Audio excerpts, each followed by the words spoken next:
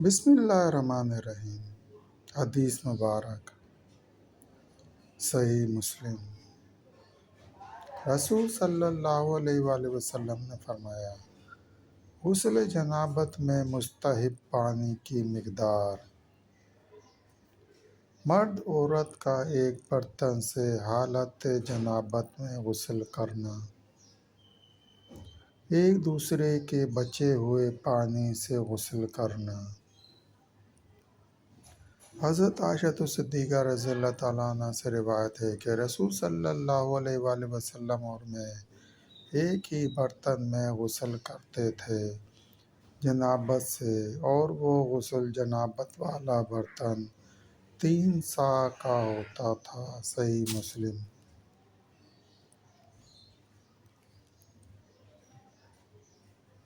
حضرت عائشہ صدیقہ رضی اللہ تعالیٰ عنہ سے روایت ہے کہ رسول صلی اللہ علیہ وآلہ وسلم ایک برتن میں غسل کر لیا کرتے تھے اور وہ 3 صاع کا تھا، اور میں آپ صلی اللہ علیہ وآلہ وسلم ایک ہی برتن میں غسل کر لیا کرتے تھے۔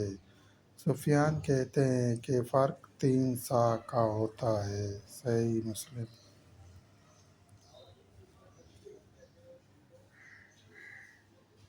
حضرت ابو سلمہ بن عبد الرحمن رضی اللہ تعالیٰ عنہ سے روایت ہے کہ میں حضرت عائشہ صدیقہ رضی اللہ تعالیٰ عنہ کا رضاعی بھائی آپ صلی اللہ علیہ وسلم کے پاس گئے، اور رضی اللہ تعالیٰ عنہ سے نبی صلی اللہ علیہ وسلم طریقہ غسل جنابت کے بارے میں سوال کیا تو انہوں نے ایک برتن 1 صاع کی مقدار کا منگوایا اور غسل کیا، اس حال میں کہ ہمارے اور آپ رضی اللہ تعالیٰ عنہ کے درمیان پردہ حائل تھا، اور آپ صلی اللہ علیہ وسلم نے سر پر 3 بار پانی ڈالا، اور ابو سلمہ رضی اللہ تعالیٰ عنہ نے کہا کہ نبی صلی اللہ علیہ وآلہ وسلم کی ازواج مطہرات رضی اللہ تعالیٰ عنہ اپنے سروں کے بال کترواتی تھیں یہاں تک کہ کانوں تک ہو جاتے تھے۔ صحیح مسلم۔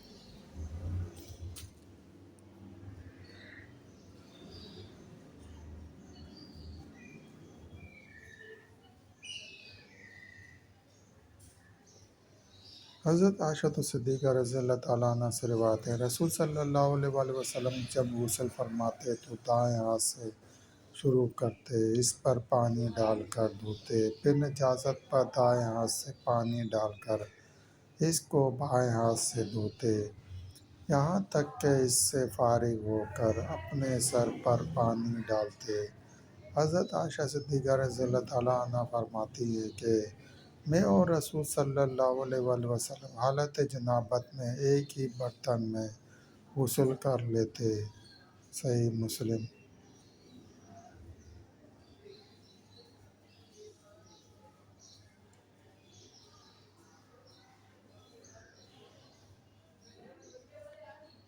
حضرت عائشہ صدیقہ رضی اللہ تعالیٰ عنہ سے روایت ہے کہ میں اور رسول صلی اللہ علیہ وآلہ وسلم ایک برتن میں غسل جنابت اس طرح کر لیتے کہ ہمارے ہاتھ برتن میں آگے پیچھے پڑتے تھے۔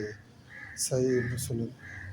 حضرت عائشہ صدیقہ رضی اللہ تعالیٰ عنہ سے روایت ہے کہ میں اور رسول صلی اللہ علیہ وآلہ وسلم ہمارے درمیان میں موجود ایک ہی برتن سے اس طرح غسل کر لیتے کہ آپ صلی اللہ علیہ وآلہ وسلم مجھ سے پہلے پانی لے لیتے، یہاں تک کہ میں کہتی میرے لیے پانی چھوڑ دیں، جبکہ وہ دونوں جنبی ہوتے۔ صحیح مسلم۔